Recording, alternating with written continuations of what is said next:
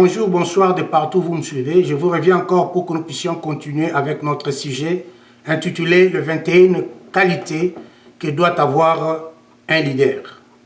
La fois passée, nous avions parlé, on a parlé de l'une des qualités et c'était le caractère. Ça, c'était la première qualité, le caractère.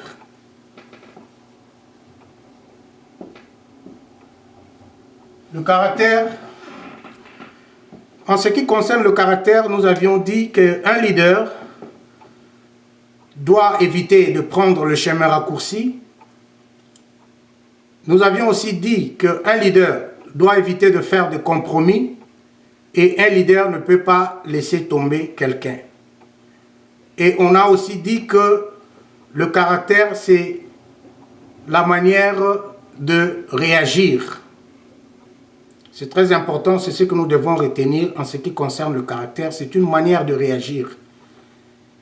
Et on a épinglé on a dit certaines choses, mais ce qui est important, c'est qu'un leader ne c'est pas quelqu'un qui doit faire des compromis, c'est pas quelqu'un qui doit prendre des chemins raccourcis, et c'est pas quelqu'un qui peut laisser quelqu'un d'autre tomber. C'est ça le caractère.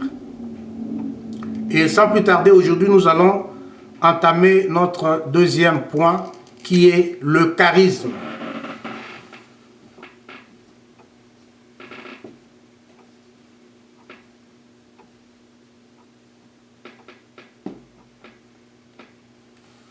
Le charisme. Le charisme, c'est quoi? C'est le don conféré par la grâce divine pour le bien commun. Selon Google, ce mot charisme est souvent mal compris par plusieurs gens.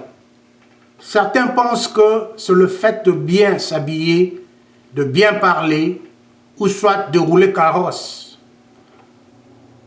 Cependant, ce mot révèle une responsabilité envers les autres, une charge que Dieu confie à quelqu'un pour qu'il travaille au profit des autres.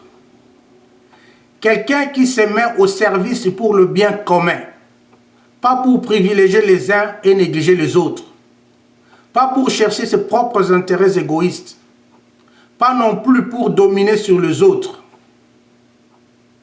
Étant donné que c'est une grâce divine pour le bien commun, le leader doit toujours se rappeler de la redevabilité, car il ne travaille pas pour lui-même, mais pour tous.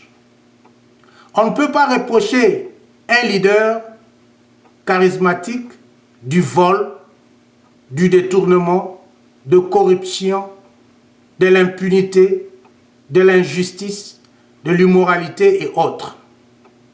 C'est pourquoi le général français Napoléon Bonaparte décrivait le leader comme, je cite, « pourvoyeur de l'espoir ». Quelle évaluation faites-vous de vous-même relativement au charisme? Vos intentions sont-elles orientées vers le bien-être de tous? Vos stratégies contribuent-elles à l'élévation de tous? Les gens peuvent-ils se retrouver en vous? Les gens peuvent-ils compter sur vous? Offrez-vous le service à chacun selon ses mérites? Benjamin d'Israël a dit un jour, je cite, « Le plus grand bien que vous puissiez faire pour quelqu'un ne consiste pas à partager seulement vos propres richesses avec lui, mais à lui révéler le sien. » Fin de citation. Si vous appréciez les autres, encouragez-les et aidez-les à atteindre leur potentiel. Ils vous aimeront en retour. Les gens aiment un leader qui donne son temps pour les autres et leur partage son expérience de vie. Un leader qui met les intérêts des autres avant ses propres intérêts fait preuve du charisme. Un leader doit avoir du charisme pour mieux comprendre le sens de la responsabilité. Vous pouvez développer votre charisme en vous trouvant du temps pour faire des choses qui peuvent attirer les autres vers vous. Par exemple, faire du bénévolat.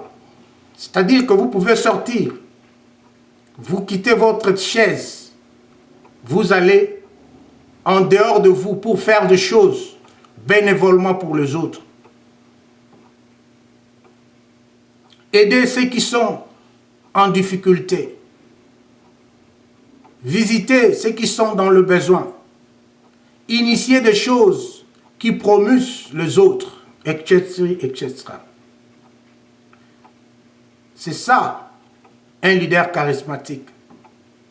Un leader charismatique, ce n'est pas quelqu'un qui est là, qui veut assez que toujours les gens fassent quelque chose pour lui. Mais c'est lui, par contre, qui se déplace pour faire les choses pour les gens. C'est ça, être un leader charismatique. Merci. On se voit prochainement pour entamer notre troisième point qui est l'engagement. Restez branchés et on se revoit prochainement. Merci.